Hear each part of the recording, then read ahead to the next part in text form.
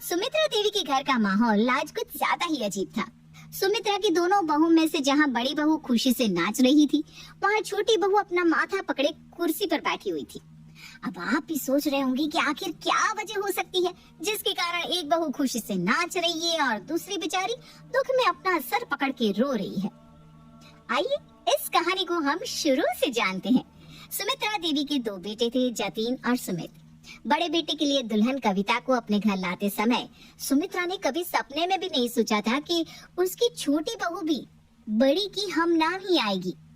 कहने का मतलब ये है कि सुमित्रा की दोनों बहुओं का नाम एक ही था। छोटी बहू का नाम था कविता और बड़ी बहू का नाम था कविता। अब इन कविताओं के समंदर में सुमित्रा देवी की जिंदगी तो ऐसे गोते लगाने लगी कि वो बेचारी बिल्कुल पस्त ही हो गई। छोटे बेटे सुमित की शादी के कुछ दिन बाद, अरे इतनी गर्मी है बाहर, लग रहा है आग बरस रही है। कविता बेटा एक गिलास पानी तो लाना जरा। काफी देर इंतजार करने के बाद भी जब कोई पानी लेकर नहीं आता तो सुमित्रा देवी फिर से गरजती हुई आवाज में कहती है, अरे कान में तेल डाल रखा है क्या दोनों ने? पानी मांग रहा है, आवाज नहीं आ रही क्या? क्या बात हो गई मम्मी जी, अब चिल्ला क्यों रही हैं? अरे आदमी प्यास से मर जाएगा, उसके बाद पानी ला कर दोगी क्या तुम दोनों? अरे कविता, मम्मी जी ने पानी मांगा था, तुमने लाकर क्यों नहीं दिया? तुम्हें आवाज सुनाई नहीं दे रही है क्या? आवाज क्यों नहीं सुनाई देगी? मैं बहरी हूँ क्या? लेकिन मम्मी जी ने कहा कविता बहू पानी लेकर आ। मुझे लगा शायद आपको बुला रही होंगी, इसलिए मैं कपड़े धो रही थी तो चुपचाप अपना काम करती रही। अच्छा, बस मेरा ही नाम कविता है? तुम्हारा नाम क्या है? अनारकली? कविता ही नाम है ना तुम्हारा भी? तो ऐसा कैसे सोच लेती हो कि जब काम के लिए बुलाया जाएगा तो बस मुझे ही बुलाया जाएगा? हाँ, ये बहुत जरूरी काम है। पहले एक दूसरे के बाल पकड़कर फैसला कर लो कि मैंने पानी किससे मांगा था। पानी का क्या है, जिसे प्यास लगी होगी वो खुद लेकर पी लेगा। ठीक कहा ना मैंने? आपने देखा ना मम्मी जी, भाभी कभी भी किसी काम के लिए अपनी जगह से हिलना ही नहीं चाहती। बस काम को मेरे ऊपर टालकर खुद आराम से बैठकर पूरा दिन बिस्तर तोड़ती हैं। और इस बात की गवाही तो इनका टोकरी की तरह लटकता पेट भी दे रहा है कि ये दिन भर में बस दो ही काम करती हैं, एक जी भर के खाना और दूसरा बिस्तर पर बैठकर टीवी देखना। अरे हम खाते पीते घर के हैं, इसलिए पेट निकल रहा है। मेरी सेहत से जलना ना बंद कर दो। देखो तो जल जल कर कैसे सूख के कांटा हुई जा रही हो। तुम ना बस अपनी फिक्र करो। तुम्हें देखकर यही लगता है कि जैसे तुम्हें यहाँ खाना ही नहीं मिलता। मैं समझ गई भाभी, ऐसी सोचना सिर्फ आपकी हो सकती है। मैं सूख कर कांटा नहीं हो रही हूँ, इसको फिटनेस कहते हैं। और इस फिटनेस के लिए मैं रोज 1 घंटा योगा करती हूँ, बैलेंस डाइट लेती हूँ। आपकी तरह नहीं कि पूरा दिन बस जंक फूड खाते रहो। एक काम बता दो, उसे करने में तो दोनों को जैसे मौत आती है और लड़ने के लिए इन दोनों के पास पूरा दिन बस टाइम ही टाइम है। बहस तो चाहे जितनी करा लो, लेकिन काम के लिए मत कहो इनसे, क्योंकि वो कहावत है ना, अंधे के आगे रोए और अपने ना खोए। पता नहीं किस शुभ घड़ी में मैं ये हम नाम सुंदर नगीना ढूंढ कर अपने घर लाई थी। किस्मत ही फूट गई मेरी तो। बेचारी सुमित्रा देवी अपनी किस्मत को कोसती हुई रसोई में जाकर खुद पानी लेकर पी लेती है। अरे अरे रुकिए जरा, कहानी तो अभी बस शुरू हुई है, आगे आगे देखिए होता है क्या। कविता, अपना दूध लेने के बाद बाकी का दूध फ्रिज में रख देना, नहीं तो खराब हो जाएगा। अगले दिन सुबह जब सुमित्रा रसोई में पहुंची तो भगोने में फटा हुआ दूध सुमित्रा का मुंह चिढ़ा रहा था।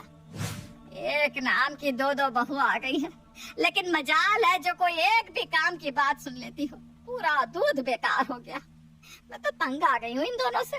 अब अगर पूछूंगी कि दूध फ्रिज में क्यों नहीं रखा तो दोनों एक दूसरे के सर पर टोपी पहनाना शुरू कर देंगी। कुछ दिन बाद, बहू ये देखो, उर्मिला जी ने प्योर सिल्क की साड़ी भिजवाई है, कह रही थी कविता को देते ना। लाइए पापा जी, जरूर मेरे लिए ही भिजवाई होगी। क्यों? कविता तो वो मुझे कहती है, आपको तो बड़की कहती है ना। ये साड़ी मेरी है। अच्छा जी, साड़ी लेने के लिए तो दोनों कविताएं भागती हुई यहाँ आ गई। अगर अभी इन्होंने एक कप चाय पिलाने के लिए आवाज लगाई होती ना तो दोनों गूंगी बहरी बनकर एक दूसरे की तरफ देख रही होती। छोटी बहू ने आओ देखा न ताओ साड़ी लेकर जाने लगी। तभी ससुर जी ने आगे कहा, अरे पूरी बात तो सुन लो तुम दोनों। दीदी ने कहा दूसरी को ये 5,000 का लिफाफा दे देना, हम साड़ी लेने बाजार नहीं जा पाए थे। है 5,000? हाँ आप ठीक कह रही थी भाभी। ये लो, ये साड़ी आपकी है, मेरे लिए लिफाफा दिया होगा। आई बड़ी मुझे साड़ी थमाने वाली। अब तूने साड़ी उठाई है ना तो साड़ी तो ही लेगी। लाइए पापा जी, वो 5,000 मुझे दे दीजिए। दोनों बहुओं ने ये रोज का रवैया बना लिया था। जहाँ काम की बात आती, कोई चाहे लाख कविता कविता चिल्लाए, दोनों बहू अनसुनी करके अपना काम करती रहती। और जहाँ कुछ मिलने की बात होती तो लपक कर दोनों अपनी दावेदारी दिखाने आ जाती।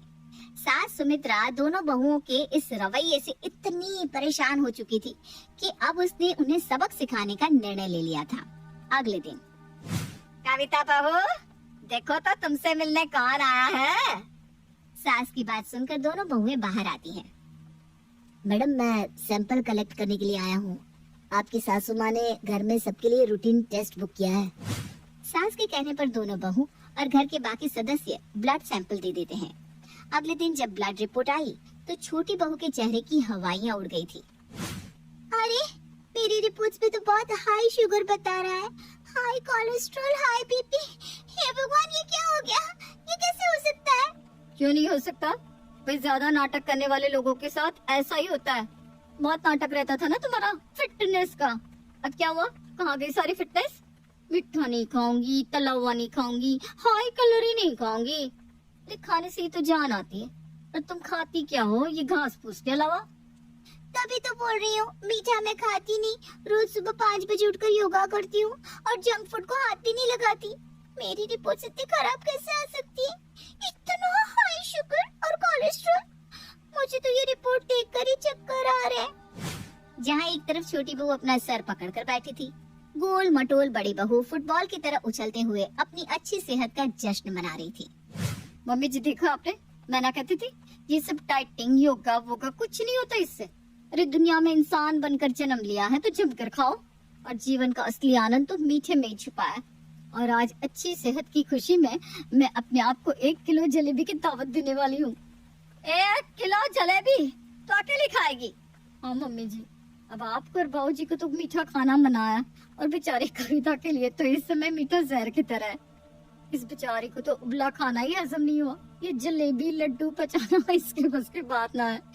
इसलिए 1 किलो जलेबी मैं अकेले ही खाने वाली हूँ। जब से बड़ी बहू की रिपोर्ट्स आई थी, वो छोटी को नीचा दिखाने के लिए हर समय कुछ न कुछ तला भुना या मीठा खाकर उसे जलाने की कोशिश किया करती थी। देख कविता, तू चिंता मत कर, मैं रोज दिन में दोनों समय तुझे करेला खिलाऊंगी। देखना कैसे तेरा शुगर नॉर्मल से भी नीचे पहुंच जाता है। सच में करेला खाने से शुगर चला जाएगा? अरे तू बस देखती जा। सास सुमित्रा अब बिना तेल मसाले का करेला हल्के से नमक में पकाकर उसकी सब्जी बनाती और छोटी को खाने के लिए देती। छी, मैं ये नहीं खा सकती। अरे बेटा, इसे दवा समझकर खा ले, बिल्कुल ठीक हो जाएगी। छोटी बहू को ठीक करने की जिम्मेदारी सुमित्रा ने अपने कंधों पर ले ली थी। वो नाश्ते में भी उसे करेला और लौकी का जूस पीने को देती और लंच डिनर में सूखी रोटी और करेला खिलाती। इधर नॉर्मल रिपोर्ट आने के बाद से बड़ी बहू ने एक भी दिन सामान्य खाना नहीं खाया था। पूरी, कचौड़े, पराठे, पकोड़े, बस हर समय वो यही खाती दिखाई दे रही थी। 2 सप्ताह बाद, अरे छोटी बहू, ये क्या हो रहा है तुझे? अरे कोई से अस्पताल लेकर चलो। इधर सुमित्रा चक्कर खाकर गिर चुकी छोटी को लेकर हॉस्पिटल पहुंचती है। तभी सास को पता चलता है कि बड़ी बहू भी घबराहट होने के कारण परेशान है। कुछ देर में बड़ी बहू भी अस्पताल पहुंच जाती है। अस्पताल में डॉक्टर दोनों के फिर से टेस्ट कराते हैं और रिजल्ट देखकर हैरान रह जाते हैं। अरे आपकी बॉडी में तो शुगर बहुत ही कम हो गया है। वेरी लो शुगर होने की वजह से आप चकराकर ऐसे गिर पड़ी। रुकिए, मैं अभी आपके लिए ORS मंगवाता हूँ।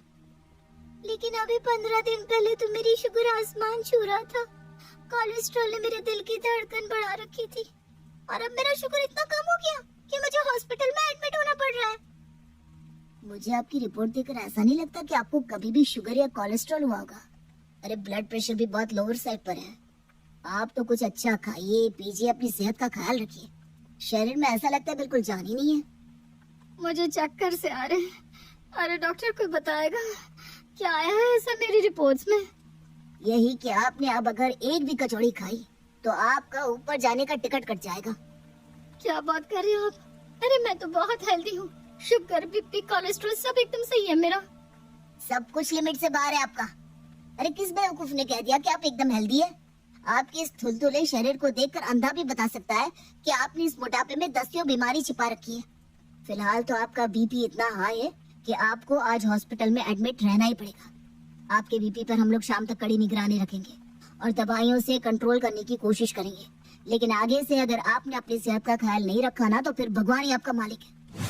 दोनों बहुओं को समझ में ही नहीं आ रहा था कि आखिर उनके साथ हुआ क्या, ये सब क्या गोलमाल है। तभी सास सुमित्रा हंसते हुए वहाँ आती है। अरे नाम तो तुम दोनों का कविता ही है ना, तो क्या फर्क पड़ता है किसने कौन सी रिपोर्ट पढ़ी? क्या हुआ, नहीं समझे अब तक? मैंने ही तुम दोनों की रिपोर्ट्स एक्सचेंज कर दी थी ताकि तुम दोनों को सबक मिल सके कि नाम एक होने से काम या जिंदगी भी एक सी नहीं हो जाती। तुम दोनों की अलग अलग जिंदगी है, ना तुम छोटी की जिंदगी जी सकती हो और ना छोटी तुम्हारी। ठीक वैसे ही ना तुम उसकी दवाइयाँ खा सकती हो और ना ही वो तुम्हारी। अभी भी तुम्हें समझ में आ गया? या जैसे तुम काम आपस में बदलती हो वैसे ही दवाइयाँ भी आपस में बदलवा दूं? अरे मम्मी जी हम सब समझ गए, अब प्लीज हमारी दवाइयाँ मत बदलना। हम मानते हैं हमने अपने नाम का बहुत फायदा उठाया और आपको बहुत परेशान किया, लेकिन आगे से हम कभी भी ऐसा नहीं करेंगे।